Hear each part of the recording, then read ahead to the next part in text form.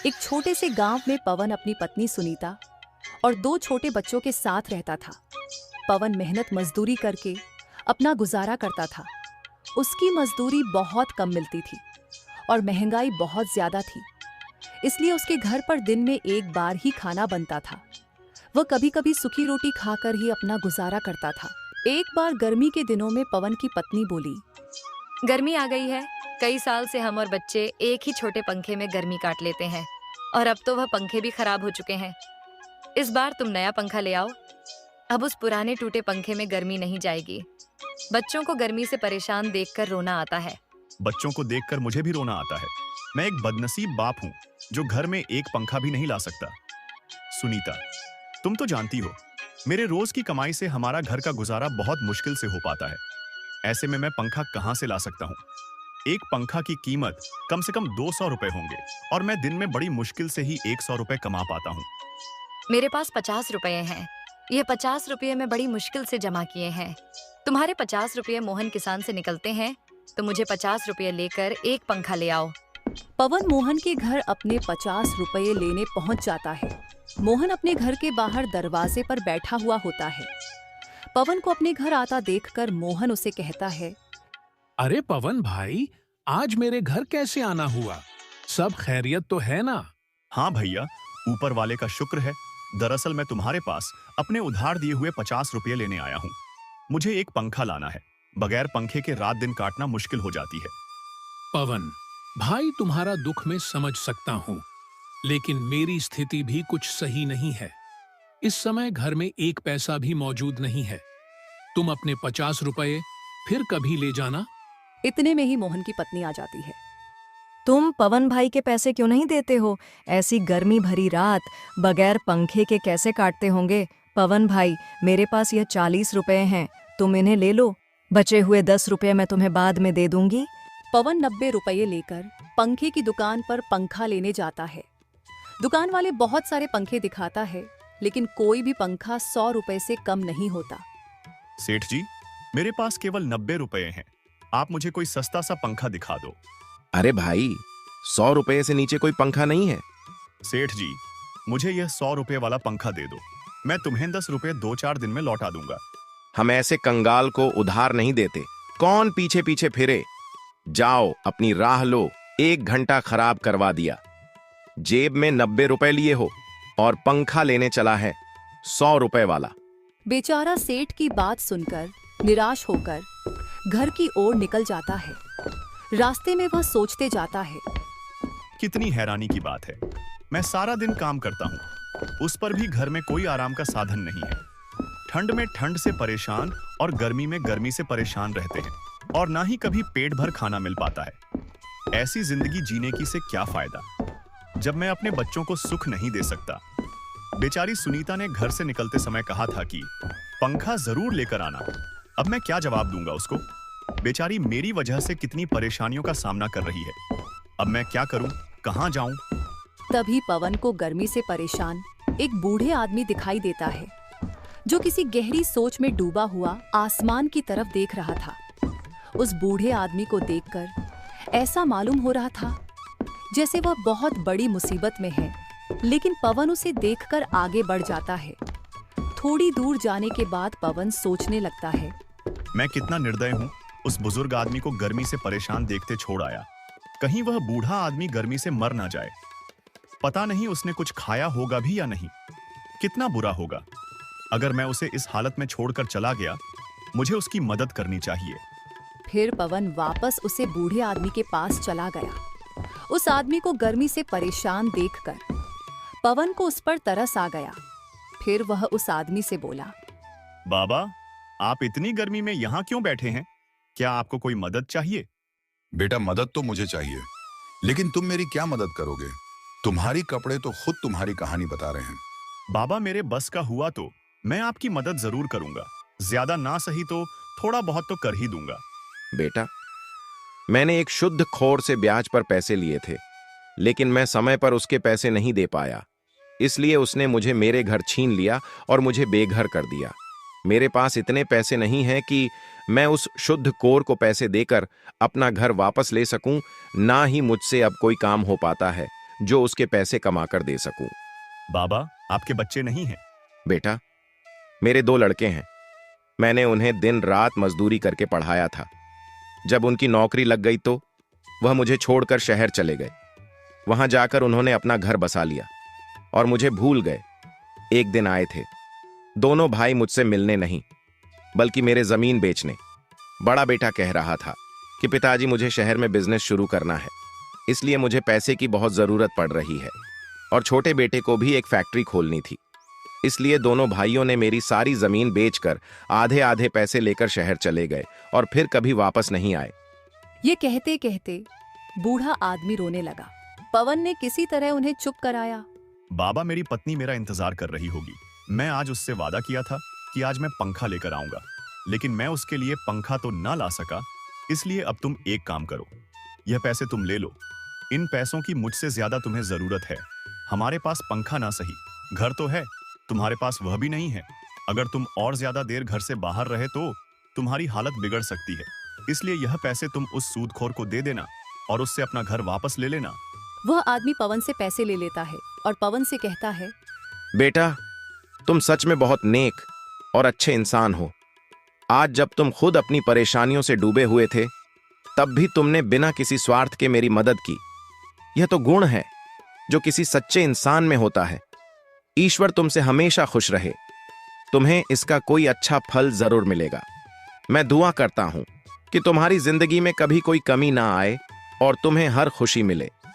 ईश्वर हर पिता को ऐसे नेक और समझदार औलाद दे जो किसी के काम आ सके। तुम जैसे औलाद किसी भी बाप के लिए बड़े ही गर्व की बात होती है। वह बुजुर्ग आदमी पवन को बहुत दुआ देता है और फिर वहां से चला जाता है। पवन को उस बुजुर्ग आदमी की मदद करके आज बहुत खुशी मिल रही थी, लेकिन दूसरी ओर उसे दुख भी था, क्योंकि वह अपनी पत्नी के लिए पंखा नहीं ला सका। लेकिन उसे इस बात की तसल्ली भी थी कि उसने खुद की गरीबी के बावजूद एक नेक काम किया है। ये सोचते सोचते पवन भी अपने घर चला जाता है।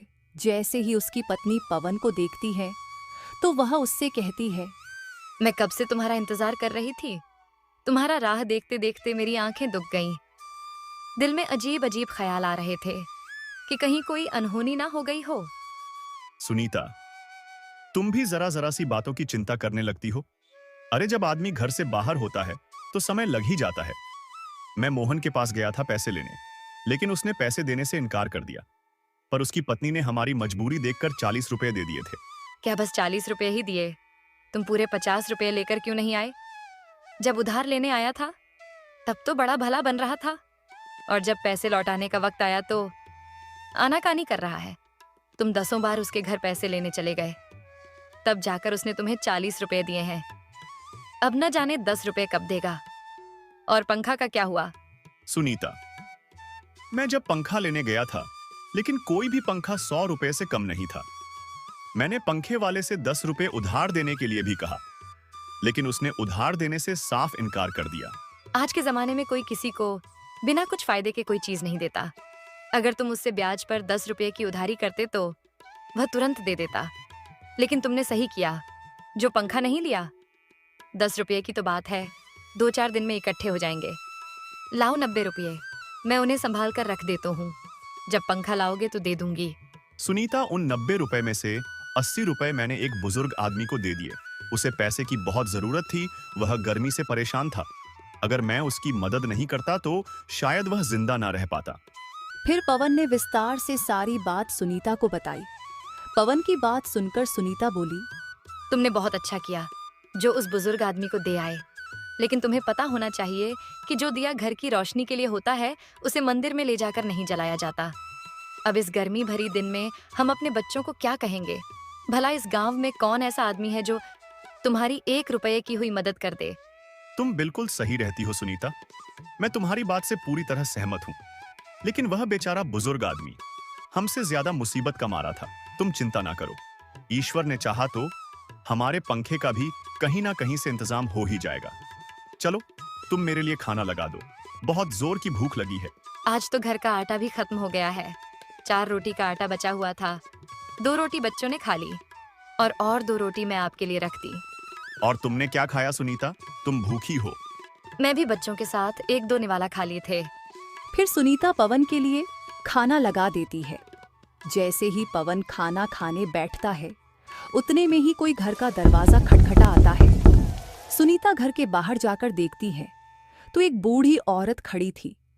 वह सुनीता से कहती है, बेटी, मुझ पर दया करो। मैं कल से कुछ नहीं खाया है, इसीलिए मेरी हालत बहुत खराब हो गई है और मेरे पास खाने के लिए कुछ भी नहीं है। कृपया मुझे एक खाने का को दे दो। भगवान तुम्हारा भला करेगा। बहुत लोगों के घर के दरवाजे खटखटा आए, लेकिन किसी ने दरवाजे नहीं खोला। माँ जी, इस वक्त तो हमारे घर में कुछ भी नहीं है जिससे मैं आपको खाने को दे सकूं, और ना ही राशन है जो मैं आपको बनाकर कुछ दे सकूं। सुनीता की बात सुनकर बुजुर्ग महिला की उम्मीद टूट जाती है। उतने में ही पवन आ जाता है। वह बुजुर्ग महिला से कहता है, माता जी, आप अंदर आ जाइए। ज्यादा देर घर से बाहर रहना सही नहीं है। गर्मी बहुत ज्यादा पड़ रहा है, आप बीमार हो सकती हो। पवन उस बुजुर्ग औरत को घर के अंदर ले आता है और फिर सुनीता से कहता है, सुनीता, मेरे लिए तुमने जो 2 रोटी बचाकर रखी थी, वह रोटी माता जी को दे दो। फिर सुनीता रोटी बुजुर्ग औरत को दे देती है। बूढ़ी औरत बहुत भूखी थी, इसलिए उसने वह रोटी तुरंत खा ली। आप लोगों ने इस बुरे वक्त में मेरी सहायता की है। मैं तुम्हारा यह एहसान जीवन भर नहीं भूलूंगी। वो बूढ़ी औरत पवन और सुनीता को दुआ देती है और फिर वहां से चली जाती है। अगली सुबह सुनीता पवन से बोली, तुमने भी रात को कुछ नहीं खाया और बच्चे भी थोड़ा बहुत खाकर ही सो गए थे। तुम एक काम करो, तुम्हारे पास जो बचा हुआ रुपए है उसे घर का राशन ले आओ। पत्नी के कहने पर पवन घर राशन लेने के लिए बाजार की ओर चला जाता है। रास्ते में उसे एक बूढ़े आदमी के रोने की आवाज आती है। वह बूढ़ा आदमी अपने बेटे से कह रहा था, बेटा, तू मेरा क्यों नहीं सुनता है? कितने दिन से कह रहा हूं कि मेरी बीमारी बढ़ती ही जा रही है। तू मुझे किसी हकीम के पास ले चल। पिताजी, मैं आपके इलाज के लिए पैसे कहां से लेकर जाऊं? आप तो जानते ही हो, मेरे पास एक भी पैसे नहीं है। फिर भी आप बार बार कहकर मुझे शर्मिंदा क्यों करते हो? फिर पवन उस बूढ़े आदमी के पास जाकर उसकी रोने की वजह पूछता है तो बूढ़ा आदमी उसे कहता है, मैंने अपने इस बेटे को पालने के लिए दिन रात एक कर दी। बड़ी मेहनत मशक्कत से मैं इसे पाला है। जब यह 1 साल का था, तभी उसकी माँ ईश्वर को प्यारी हो गई थी। मैं चाहता तो दूसरी विवाह कर लेता, लेकिन मैंने इसकी वजह से नहीं किया कि कहीं दूसरी पत्नी इसे परेशान ना करे और इसकी जिंदगी खराब हो जाए। और आज जब मैं बूढ़ा हो चुका हूं, तो यह मुझे किसी हकीम के पास नहीं ले जाता जिससे मैं अपनी बीमारी का इलाज करवा सकूं। फिर बूढ़े आदमी का बेटा कहता है, मैं इस बात से सहमत हूं कि इन्होंने बड़ी ही तकलीफ से मुझे पाला है और पाल पोसकर जवान किया है, लेकिन मैं मजबूर हूं। मेरे पास इतने पैसे नहीं हैं कि मैं इनको किसी हकीम के पास ले जा सकूं। पवन दोनों बाप बेटे की बात सुनकर परेशान हो गया और फिर उसने अपना एक 10 रुपये जिससे वह घर का राशन लेने जा रहा था, बूढ़े आदमी के बेटे को दे देता है। इस 10 रुपये की मुझे भी बहुत आवश्यकता है, क्योंकि मेरे बच्चे बहुत भूखे हैं और इस 10 रुपये से मैं घर का राशन लाने जा रहा था जिससे मैं अपने परिवार का पेट भर सकूं। लेकिन अगर तुम्हारी पिताजी को समय से इलाज नहीं मिला तो इसकी जिंदगी खराब हो सकता है। इस 10 रुपये से तुम अपने पिताजी का इलाज करवा लो। वे बाप बेटे दोनों 10 रुपये लेकर पवन को ढेर सारे आशीर्वाद देते हैं और फिर वह लोग इलाज के लिए चले जाते हैं। और इधर पवन बड़ी उदास मन से एक पेड़ के नीचे आकर बैठ जाता है और मन में ही सोचता है, हे भगवान, मैं क्या करूं? मुझे अपने दुख से ज्यादा दूसरे के दुख दिखते हैं। अगर मैं घर पर राशन लेकर नहीं गया तो मेरे बच्चे भूखे रहेंगे और सुनीता को जब यह बात पता चलेगा कि वह पैसा मैं किसी दूसरे के मदद के लिए दिया हूं, तो वह बहुत गुस्सा करेगी। मुझे कुछ समझ में नहीं आ रहा है, मैं क्या करूं? पवन यह सब सोच ही रहा था, तभी उसके पास एक साधु बाबा आते हैं और पवन को उदास देखकर पूछते हैं, बेटा, तुम इतने उदास में क्यों यहाँ बैठे हो? मुझे बताओ। मैं आपको क्या ही बताऊं बाबा, मेरे पास इतने दुख है कि क्या क्या बताऊं आपको। मेरे घर में कोई साधन नहीं है, ना खाने की, ना बच्चों की गर्मी में रखने की, और मुझे दूसरों का दर्द देखा नहीं जाता। अभी मेरे बच्चे भूखे हैं और मैं अपने बच्चों के लिए कुछ खाना लेकर नहीं जा पा रहा हूँ। हाँ पवन, मैं तुम्हारे बारे में सब कुछ जानता हूँ। मैंने तुम्हें बहुत देखा है। तुम दूसरों की मदद अपनी जरूरत को भूल कर करते हो, इसीलिए आज मैं तुम्हारी मदद करने आया हूँ। बाबा, मुझे कुछ समझ में नहीं आ रहा कि आप क्या कहना चाहते हो। तभी बाबा अपने झोले में से कुछ सामान निकालकर पवन को कुछ देते हैं और कहते हैं, बेटा यह लो मशीन। इस मशीन में आइसक्रीम बनते हैं और अभी गर्मी का मौसम है। तुम आइसक्रीम तैयार करके गांव में बेचो, तुम्हारी कमाई अच्छी होगी। पर बाबा, मुझे आइसक्रीम बनाना नहीं आता। मैं ये मशीन लेकर भी क्या करूंगा। बेटा तुम चिंता मत करो, ये ऐसी वैसी मशीन नहीं है, ये एक जादुई मशीन है।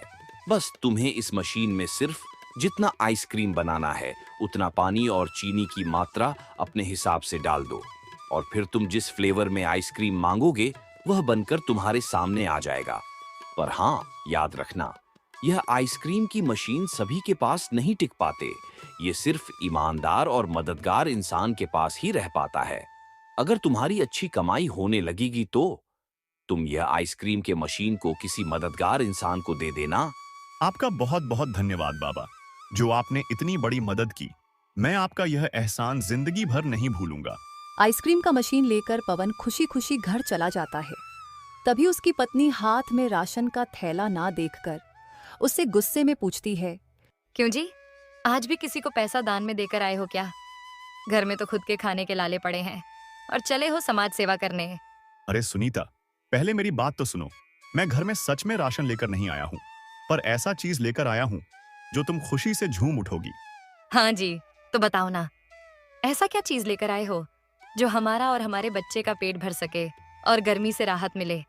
फिर पवन सुनीता को वह जादुई आइसक्रीम मशीन के बारे में सब कुछ बता देता है। सुनीता भी यह बात सुनकर खुशी से झूम उठती है।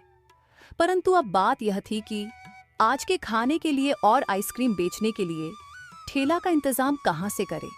ए जी, आप चिंता मत करो, मेरे माँ के दिए हुए सोने की अंगूठी को आप ले जाओ। सुनार के पास गिरवी रखकर कुछ पैसे उधार ले आना। फिर जब पैसे आ जाएंगे तब तुम वह अंगूठी को छुड़ा लेना। कम से कम आज बच्चे भूखे तो नहीं रहेंगे और आइसक्रीम बेचने के लिए ठेला भी आ जाएंगे।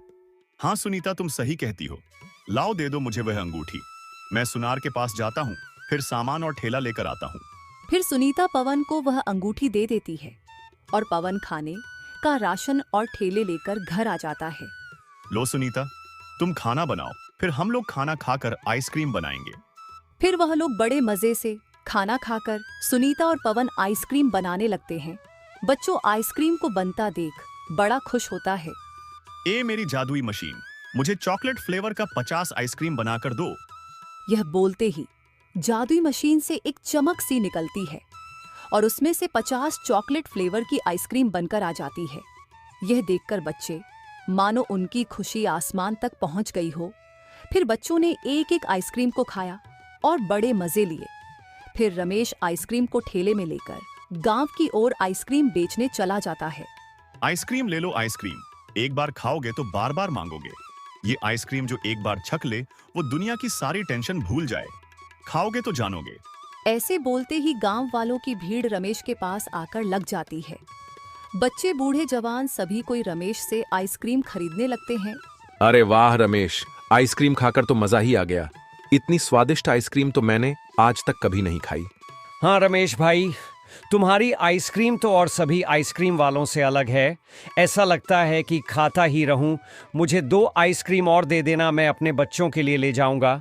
इस तरह से करके पवन की सारी आइसक्रीम बिक जाती है और उसकी अच्छी कमाई होने लगती है।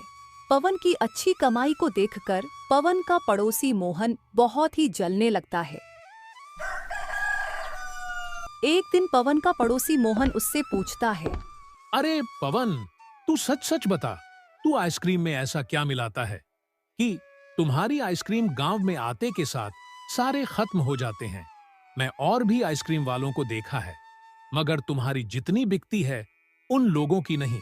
और तूने तो पहले दिनों में ही इतनी जल्दी तरक्की कर गया। जहां तक मैं जानता हूं, व्यापार जमने में टाइम लगता है, मगर तुम्हारी व्यापार तो पहले दिन से ही चलने लगा। ऐसा कुछ नहीं है मोहन भाई, सभी आइसक्रीम वाले गांव में प्लेन आइसक्रीम लेकर आते हैं और मैं चॉकलेट आइसक्रीम लेकर आता हूँ। शायद इसकी वजह से हो सकता है। ये कहकर पवन आइसक्रीम बेचने चला जाता है, मगर यह बात मोहन को कुछ अटपटा सा लगता है।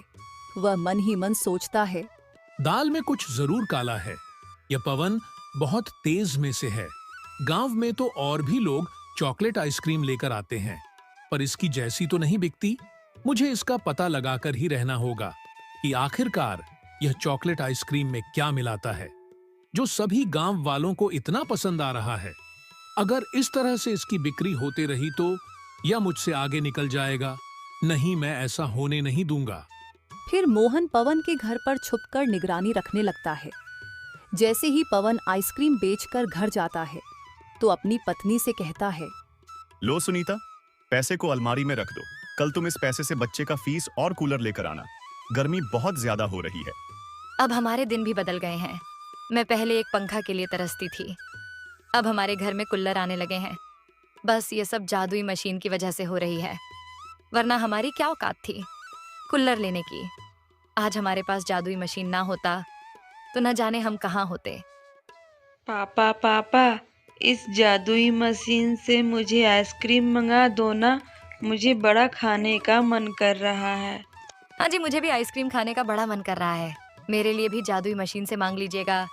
फिर पवन जादुई मशीन से आइसक्रीम मांग लेता है और मशीन से आइसक्रीम बाहर निकल आता है। यह सब खड़ा होकर मोहन छुपकर देख रहा था। अच्छा, तो ये जादुई मशीन का कमाल है। इसी की वजह से पवन की आइसक्रीम गांव वालों को बहुत पसंद आ रही है। अगर यह मशीन मेरे पास आ जाए तो मैं भी आइसक्रीम बेचकर बहुत पैसे वाला बन जाऊंगा। ये सोचते सोचते मोहन अपने घर की ओर चल देता है। फिर वह रात होने का इंतजार करता है। जब रात हो जाती है और सभी कोई सो जाते हैं तो मोहन पवन के घर चुपके से जाता है और वह जादू मशीन को अपने घर ले आता है। और इधर सुबह होते ही पवन और सुनीता आइसक्रीम वाले जादुई मशीन को खोज खोज कर परेशान होते हैं। अरे सुनीता, अच्छे से खोजो, घर में ही होगा। अजी, मैंने सब जगह देखा पर कहीं नहीं मिल रहा है। मोहन आइसक्रीम बनाने की कोशिश कर रहा था। उसने लालच में आकर मशीन में बहुत सारी दुर्लभ सामग्री डाल दी। जैसे ही उसने बोला, ये जादुई मशीन मुझे 50 आइसक्रीम निकाल कर दो, मशीन तेजी से घूमने लगी और अचानक उसमें से ठंडी बर्फीली लपटें निकलने लगीं। पूरा परिवार ठंड से जमने लगा और लोग परेशानी में आ गए। अब मोहन समझ गया कि जादुई चीजें बिना ईमानदारी के काम नहीं करती, लेकिन तब तक बहुत देर हो चुकी थी। मशीन बेकाबू हो गई। सभी परिवार बर्फ से जम रहे थे। तभी एक ज्ञानी साधु ने आकर कहा, बेटा, यह जादू तेरे कर्मों का फल है। जब तूने इसे चुराया तब तुझे लगा कि सब कुछ तेरा हो गया, लेकिन जादू हमेशा सच्चे हाथों में फलता फूलता है, बेईमान हाथों में नहीं। मोहन को अपनी गलती समझ में आई। उसने माफी मांगी और मशीन को पवन को लौटाने का फैसला किया। जैसे ही उसने मशीन लौटाई, परिवार वाले बर्फ पिघलने लगे और सब कुछ पहले जैसा हो गया। ये घटना मोहन को जिंदगी भर के लिए सिखा गई कि चोरी का फल कभी मीठा नहीं होता, बल्कि वह खुद के लिए बर्फीली तबाही लेकर आता है।